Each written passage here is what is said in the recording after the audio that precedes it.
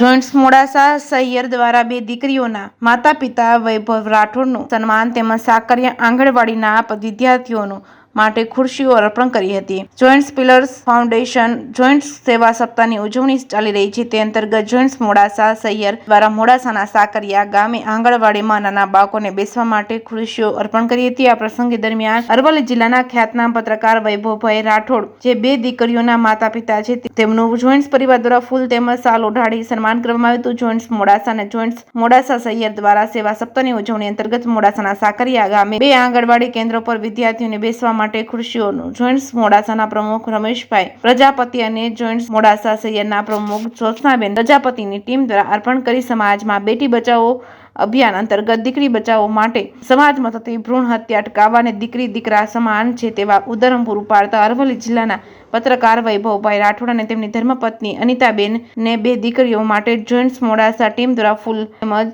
શાલ ઓઢાડી સન્માનિત કરી દીકરી એ દીકરા સમાન છે તેવા સંદેશો સમાજને આપ્યો હતો. જે કેસની ગુજરાતી સાથે મયુર પોકાર માલપુર.